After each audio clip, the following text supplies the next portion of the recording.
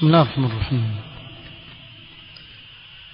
الحمد لله رب العالمين، والصلاة والسلام على رسوله الأمين محمد وآله وصحبه أجمعين، أما بعد. leo ikiwa ni tarehe 23 mwezi wa Shaaban mwaka wa 1441, tuendelea na silsila ya durus almanhajiyya. Tulianza kuzungumzia الاجتماع على الحق، watu kuungana na kuwa kitu kimoja lakini katika haki, na kosa linalofanywa na ahlul bid'ah katika kuungana pamoja na kuwa katika muungano wao ule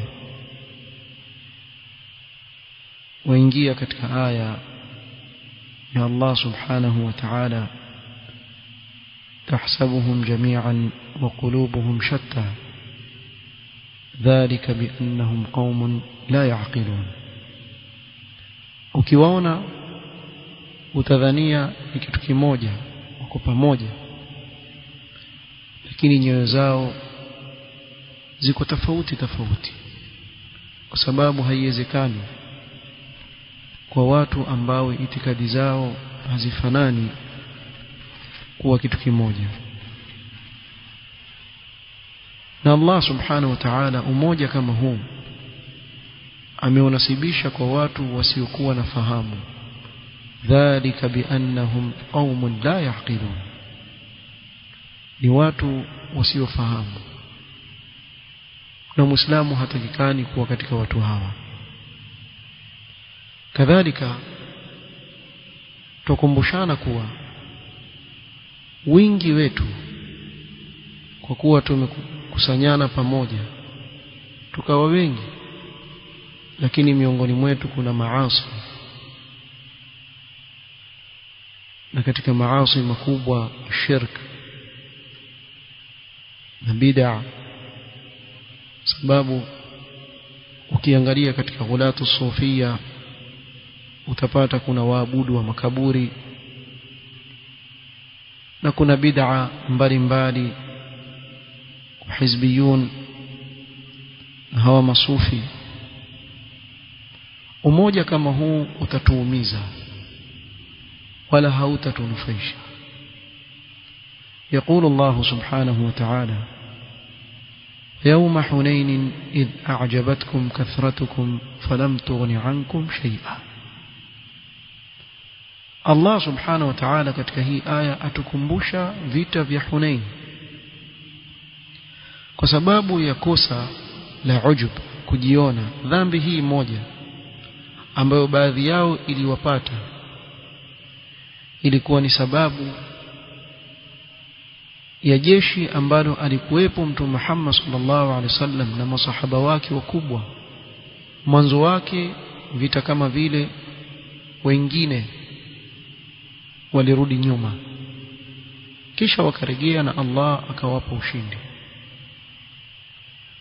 Falam tughni ankum shay'a, ule wengi wenu haukuwafaa chochote, kwa sababu kulikuwa na maasi ya wale ambao walijiona kuwa hawawezi kushindwa kwa sababu ya wingi wao. Kefu leo iwe watu wameungana, alafu miongoni mwao kuna watu wa bid'a wanaofanya bid'a nyingi sana, bali miongoni mwao muna wale wanaolingania watu katika kuomba wafu. Je, umoja kama huu utasaidia kweli? Allah subhanahu wa ta'ala amekataza Waislamu kugawanyika makundi, bali akamwambia mtume wake sallallahu alaihi wasallam kuwa hana uhusiano na wao. Kwa ikawa ni wajibu kwa Waislamu wote kurudi katika aljamaatul ambao ndio da'wa salafia, kama alivyokuwa mtume sallallahu alaihi wasallam na masahaba wake. Ni hao ndio hizbullah ambalo amelikusudia Allah subhanahu wa ta'ala katika kitabu chake, wale ambao mtume sallallahu alaihi wasallam alisema kuwa ni wale watakaokuwa kama nilivyo mimi leo na masahaba wangu. قال الله تعالى: إن الذين فرقوا دينهم وكانوا شيعا لست منهم في شيء. hakika walioigawa dini yao na wakawa makundi makundi, huna uhusiano nao wowote. Na hii aya iko wazi katika uharamu wa hizbia. Mimi nashangaa eti wamuona hizbi atoa challenge, atolewe aya ama hadithi inayosema kwa uhizbia ni haram, na hii aya pengine mtu yoisoma apita toke rudi. Inma amruhum ila Allah, bila shaka shauri yao iko kwa Allah subhanahu wa ta'ala. Thumma yunabbi'uhum bima kanu yaf'alun, kisha atawaambia yale waliokuwa wakiyatenda. Al-Imam As-Sa'di rahimahullah katika kuieleza hii aya asema: توعد الله تعالى الذين فرقوا دينهم أي شتتوه وتفرقوا فيه. الله سبحانه وتعالى awapa makamio wale ambao wameigawa dini yao, wakaisambaratisha, wakafarikiana. وكل أخذ لنفسه نصيبا من الأسماء التي لا تفيد الإنسان في دينه شيئا, na kila mmoja akachukua nasibu yake ya majina ambayo hayamsaidii mtu katika dini yake chochote. kaliyahudiyati والنصرانية والمجوسية, kama kwa mfano uyahudi, unasara, umajusi. au la yakmulu biha imanuhu, majina ambayo hata imani yake haikamiliki kwa majina hayo. au akachukua sehemu katika dini akawacha nyingine, ikawa imani yake itakuwa na upungufu kufanya hilo. bi an ya'khudha min ash-shari'ati shay'an wa yaj'alahu dinahu, akachukua sehemu katika sheria ndio akaifanya ni dini yake. Kama kwa mfano ukiangalia haya makundi katika saha, utakuta kuwa kundi hili limeshikilia sehemu fulani ya sheria, kundi lile limechukua sehemu fulani. Na ndio maana baina yao walipokuwa waona kuwa watu wawakosoa, wakasema nini, maonaje ikawa wale washikilia kule, wale washikilia kule, na nyinyi mshikilie huku, na nyinyi mshikilie huku, kisha twajengana wapi? Wapi mwakutana matablighi na maikhwani? Wapi? Matahariri wakutana wapi na matablighi kwa mfano?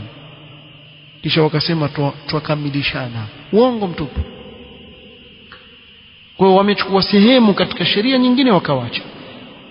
wayada'a mithlahu au ma huwa aula minhu, akawacha mfano wa ile, yani akawacha sehemu kubwa katika sheria au kile kilichokuwa bora zaidi. kama hiya halu ahli alfurqati min ahli albid'ah wadhalal almufarriqin lilumma, kama ilivyo hali ya ahli alfurqa, watu wa kupasua dini katika watu wa bid'ah na upotofu wanaofarikisha umma. ودلت الآية الكريمة أن الدين يأمر بالاجتماع والائتلاف, na hii aya tukufu ni dalili ya kuwa dini yaamrisha watu kuwa kitu kimoja na kufungamana, kupendana. وينهى عن التفرق والاختلاف في أهل الدين وفي سائر مسائله الأصولية والفروعية, na yatukataza kutokamana na kufarikiana na kukhtalifiana watu wa hii dini moja katika masaili yote, masail usuliya na furu'iyya yote, wawe kitu kimoja. Leo imefikia wakati watu waweza kukaa na watu wanaokhalifu misingi ya dini na wasiwaambie kuwa nyinyi mwakhalifu hii misingi ya dini, wakawaona watu wazua katika dini ya Allah subhanahu wa ta'ala, wasiwaambie kile mnachokifanya ni makosa. Kwa tukubaliane kuwa tukae sote hivi hivi na kila mtu amfungie mwenzake mdomo, na ukizungumza haki na kusema kuwa hii ni bid'a, hii ni shirki, hii ni tauhid, hii ni sunna, uslubu unaotumia wafarikisha watu, wewe onekana wafarikisha watu. Na ni kweli wafarikisha watu wa haki na watu wa batil, na kufarikisha huku ndiko alikokuja nako Mtume Muhammad sallallahu alaihi wasallam. Na ndio maana kitabu cha Allah kimeteremshwa tabarakalladhi nazzala al-furqan, kaitwa al-furqan sababu Qur'an yabainisha na kuweka wazi haki na kubainisha na kuweka wazi batil, liyahlika man halaka an bayyinatin wa yahya man hayya an bayyina, kila kitu kiko wazi. Wakadhalika nufassilu al-ayat walitastabina sabilul mujrimin, kwa njia za watu waovu zimebainishwa na kuwekwa wazi katika kitabu cha Allah na katika sunna ya Mtume sallallahu alaihi wasallam. وأمره أن يتبرأ ممن فرقوا دينهم, Allah akamwamrisha mtume wake sallallahu alaihi wasallam kujitenga na wale walioigawa dini yao. Faqala lasta minhum fi shay, ay lasta minhum wa laysu minka, si katika wewe, si katika wao na wao si katika wewe. Liannahum khalafuka wa anaduk, kwa sababu wamekukhalifu na kukufanyia inad. Inma amruhum ila Allah, ay yuradduna ilayhi fayujazihim bi'a'malihim, watarudi kwa Allah na Allah atawalipa kulingana na amali zao. Thumma yunabbi'uhum bima kanu yaf'alun. Na hii aya iko wazi kabisa. Kwa ukimwona mwenzako alitafuruka katika dini kwa kufanya uzushi katika dini ya Allah, mtu anaweza kusema na nyinyi hivyo mnavyofanya nini? Naam, kile tunachokifanya ni kuwalingania watu kuacha ule uzushi. Manake manhaju salaf ndio asli ya dini. Mtu usimwambie haifai kujiita salafi kwa sababu walitafuruka katika dini. La, kusema haifai kujiita salafi ni kama kumwambia mtu haifai kusema kuwa uislamu wako ni sahihi, kwa sababu salafia ndio uislamu sahihi aliyokuja nao Mtume Muhammad sallallahu alaihi wasallam, wao ndio salaf. Kwa kile alichokuja nacho Mtume Muhammad sallallahu alaihi wasallam na masahaba wake wakakibeba na kukifahamu na kukifikisha katika huu umma, ndio salafia, ndio uislamu. Kwa hao waliokuja wengine hawa Mu'tazila kwa mfano, Jahmiya, alafu baadaye wakaja kama Ikhwani, Tablighi na kadha, hao wametoka katika hii asli, watakikana warudi katika hii haki. Kwa hivyo ni lazima wakatazwe kile kitendo cha kufarikisha umma. Ahlul bid'ah ndio wanaofarikisha umma, kwa wao ndio wanyoshe vidole, rudini katika haki. Nafikiri iliko wazi. Kwa hivyo dini imelingania katika watu kuwa kitu kimoja, wawache uhizbia. Ikiwa mtu ataka dalili ya uhizbia, moja ni, na ziko nyingi, itakuja wakati wake inshallah, tutaweka dars khas ya kuzungumzia dalili katika Qur'an na sunna Mtume sallam na aqwalu salaf katika uharamu wa uhizbia biidhnillah ta'ala. Nasallallahu yuthabbitana wa iyyakum ala alhaqqi hatta nalqahu wa huwa radin 'anna biidhnillah ta'ala. Katika kikao kinachofuata tutataja baadhi ya adilla katika sunna sasa ambazo zahimiza kuwa kitu kimoja Waislamu na kuharamisha kuwa makundi makundi na uhizbia katika dini.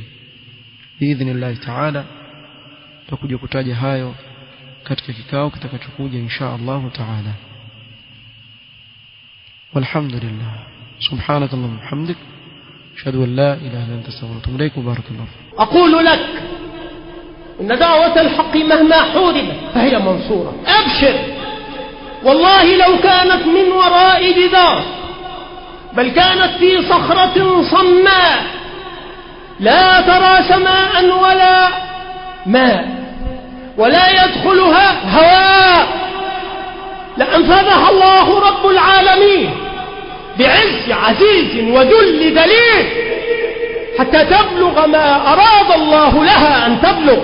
والله هو المبلغ عن أهل السنة. أفيحارب الحق بالباطل